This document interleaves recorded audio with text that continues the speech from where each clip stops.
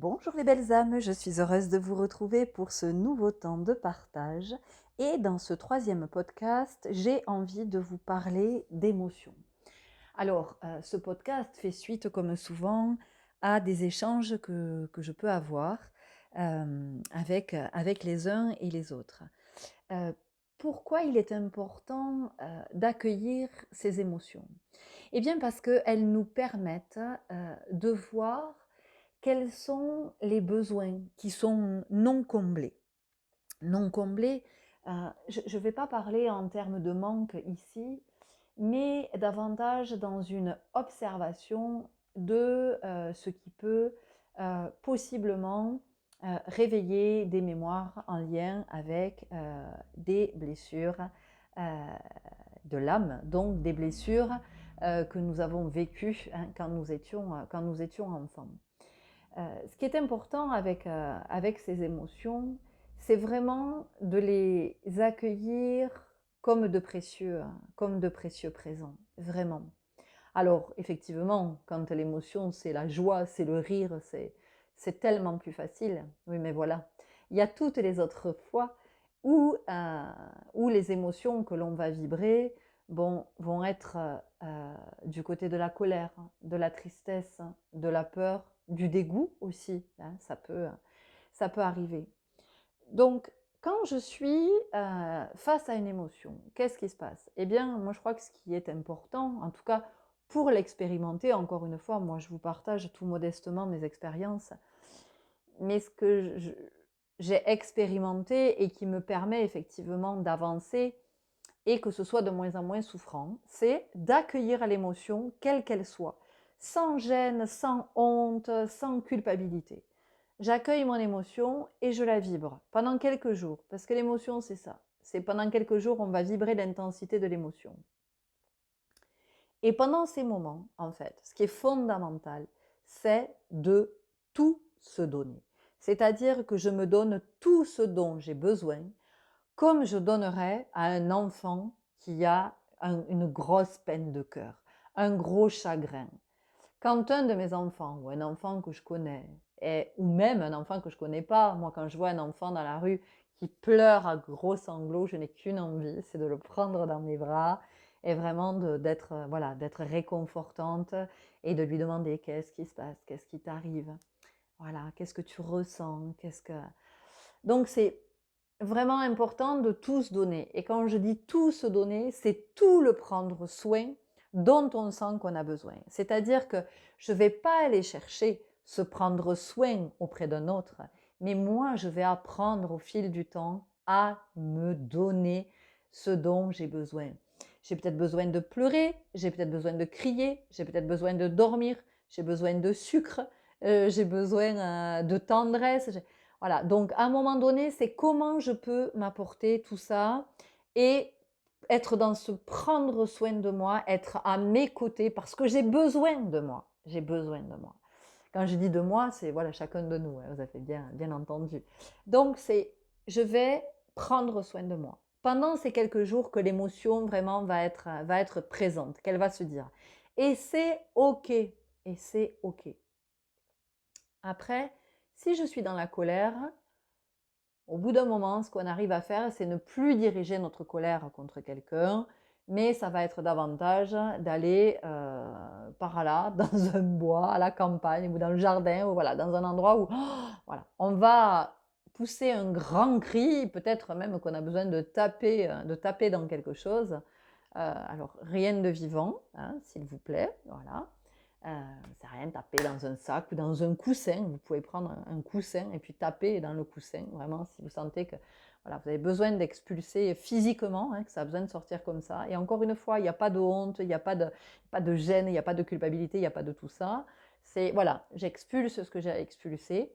Et puis, au bout de 2, 3 jours, quand vraiment l'émotion, effectivement, va commencer à se diluer, on va le dire comme ça, quand l'émotion commence à se diluer, eh bien, ce qui va être intéressant, c'est de me demander ce que j'ai ressenti, en fait. Qu'est-ce qui s'est passé quand cette émotion est venue se manifester? Alors, ce qui est important, enfin, ce qui me semble moi intéressant, c'est vraiment de regarder déjà dans un premier temps dans le corps. C'est-à-dire, c'est pas dans le mental, C'est pas parce que ça n'a aucun,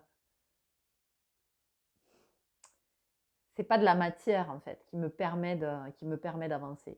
Par contre, si je commence à me dire, ok, je fais un focus sur le corps. Qu'est-ce que j'ai ressenti dans le corps? Est-ce que j'ai ressenti de la chaleur? Est-ce qu'au contraire j'ai eu froid? Est-ce que j'ai transpiré?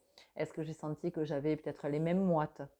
Est-ce que j'ai ressenti des tensions dans le corps? À quel endroit? Est-ce que j'ai ressenti une douleur? Est-ce que mon cœur s'est emballé? Ou au contraire, j'ai eu l'impression que mon cœur se serrait tellement qu'il ne battait plus? J'ai eu mal à l'estomac, j'ai eu des nausées, j'ai eu comme des espèces de contractions dans le corps. Voilà. C'est comment je vais être attentif, attentive à ce qui vient se dire vraiment dans le corps. Ça va être une super indication. Et puis ensuite, je vais aller voir du côté des blessures. Voilà. Tiens, ce que j'ai vécu, à quoi est-ce que ça me renvoie? Est-ce que c'est l'abandon? Est-ce que c'est le rejet? Est-ce que c'est la trahison? Est-ce que c'est l'humiliation? Est-ce que c'est l'injustice? Et encore une fois, dans un regard neutre et bienveillant. C'est-à-dire que oui, l'autre il m'a fait ci, l'autre il m'a dit ça. Non, ça ne fait pas avancer. Alors sur le moment, on a l'impression que ça fait du bien. On a l'impression que ça fait encore plus de bien quand effectivement on peut aller se plaindre auprès d'un tiers qui va entendre notre plainte et l'alimenter en nous disant « Ouh là là, oui, tu as raison, quand même, comment elle s'est comportée, c'est un moi je suis de ton côté, tout ça. » Ah oui, voilà, donc ça vient bien nourrir mon ego, mais d'aucune façon ça me permet de revenir à moi et de voir ce que j'ai à voir. Parce qu'en fait, tout le propos de la vie, c'est ça.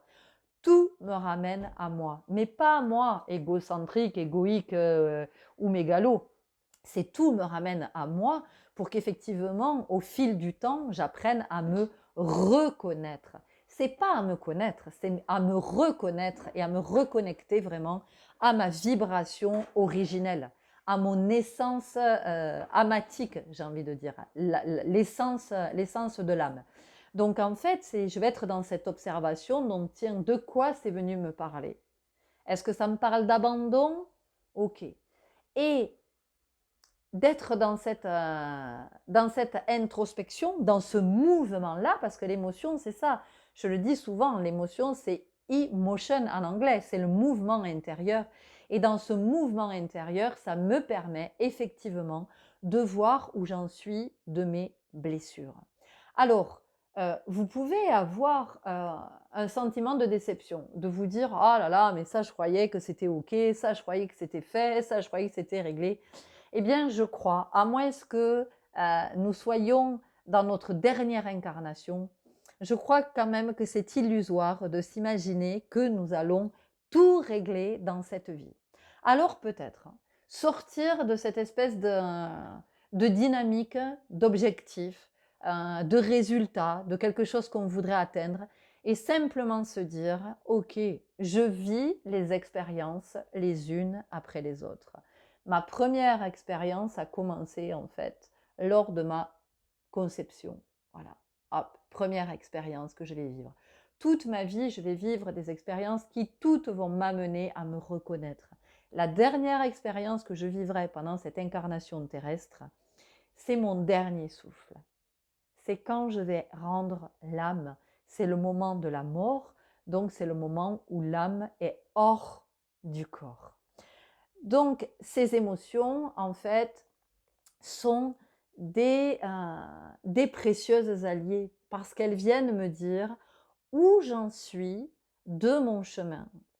Plus je vais savoir où j'en suis de mon chemin, plus je vais apprendre à me reconnaître, plus la vie va être pacifiée. C'est-à-dire qu'il va y avoir de moins en moins de sources de conflits. Ça veut dire que là où l'émotion pouvait s'installer pendant plusieurs jours, eh bien, je vais l'identifier tout de suite parce que je vais être dans cet accueil. Et cet accueil nous invite à quoi? Eh bien, cet accueil, il nous invite encore et toujours à l'humilité. L'humilité vient du mot latin humus. Humus, qu'est-ce que c'est? C'est la terre. Donc, c'est comment j'accepte cette incarnation terrestre et comment je suis dans cette humilité d'accueillir mes émotions. Ça, on pourrait se dire: «Oui, mais si j'accueille mes émotions, ça fait, de moi quelqu'un de vulnérable, ça fait, Et moi, j'ai envie de vous dire, la vulnérabilité, c'est ce qui permet de faire entrer la lumière. Si je ferme la porte à mes émotions, je ferme la porte à la lumière. Je ferme la porte à la possibilité d'éclairer et de mettre de la conscience. Donc, à chaque fois que vous allez vibrer ces émotions, ça va vous ramener à une blessure, en tout cas à une mémoire, qui est liée à une des blessures que vous êtes venu expérimenter dans cette vie-là. Donc, plutôt que de vous dire, ah mais je pensais l'avoir réglé, ben peut-être que vous pouvez vous dire, ok, en fait, je monte en vibration, je suis sur un autre plan de conscience, donc plus de lumière, une lumière plus intense. Et qui dit lumière plus intense, eh bien ça me permet d'éclairer des ombres qui sont de plus en plus profondes. Ça ne veut pas dire qu'il y a de plus en plus de noirceur, ça veut dire simplement que je descends au fur et à mesure que je monte en lumière, c'est ce que je partageais à la personne avec qui j'ai eu cet échange très riche et je la remercie parce que grâce à elle, effectivement, ben voilà, j'ai le sujet de ce podcast. C'est imaginer que vous êtes vraiment sur une ligne horizontale, verticale, pardon, entre la terre et le ciel. Plus vous montez vers le ciel, plus vous devenez lumineux, plus votre lumière est puissante, intense. Et plus vous pouvez descendre vers la terre, donc dans les strates les unes après les autres, pour aller jusqu'à la racine. Alors, est-ce que vous irez jusqu'à la racine dans cette vie? Écoutez, je n'en sais rien, je ne sais pas où vous en êtes de vos incarnations. En tout cas, c'est comment on se dit qu'effectivement, à chaque fois, on est amené à voir une autre strate. Voilà. Parce que la blessure, c'est pas, tiens, allez hop, c'est guéri, on n'en parle plus. Non. À chaque fois, je vais rencontrer une strate, je vais œuvrer à cet endroit, du côté de cette strate. Et puis, quand ça sera OK, ben, je vais réexpérimenter et je vais monter en conscience et un peu plus de lumière et je vais aller sur une autre strate et ainsi de suite jusqu'à, j'ai envie de dire, imaginez une blessure au niveau de votre peau. Eh bien, il va falloir remonter. Il y a plusieurs couches. La peau, elle a plusieurs couches. Il y a l'épiderme, le derme. Ben, c'est comment je vais remonter finalement jusqu'à la cellule. Voilà pourquoi, les belles âmes, il est opportun d'accueillir vos émotions, d'être très à l'aise avec elles, de les accueillir vraiment comme des invités. Et puis ce que moi, je ressens aussi par rapport à l'émotion, c'est que finalement, accueillir une émotion, c'est noble et ça relèverait même du rituel et du cérémonial, de quelque chose qui vient célébrer le fait que l'émotion vienne nous dire où nous en sommes de notre mouvement intérieur. Voilà les belles âmes, ce que j'avais envie de vous partager. N'hésitez pas à commenter en retour si ça vous a parlé ou si vous voulez ajouter des choses que j'aurais pas abordées parce que voilà, moi j'ai pas tout expérimenté et je vous partage comme toujours ma vérité du moment où j'en suis sur mon chemin. Je vous remercie pour votre belle présence, pour votre écoute en conscience. Je vous remercie de tout ce chemin que vous parcourez. Je vous remercie d'être vraiment à l'œuvre à votre endroit et de contribuer à votre bien et celui de l'humanité tout entière. Donc, merci pour tout ça. Merci depuis le cœur. Si mes contenus vous proposent, n'hésitez pas à les liker, puisqu'effectivement, ça me permet d'être plus visible sur YouTube, puisque c'est comme ça que ça fonctionne. À vous abonner, à partager, tout ça, tout ça. En attendant le prochain podcast ou une prochaine guidance, je vous invite à prendre soin de vous, à reconnaître combien vous êtes précieux, vous êtes la personne la plus importante de votre vie. Et je vous dis à très bientôt. Au revoir.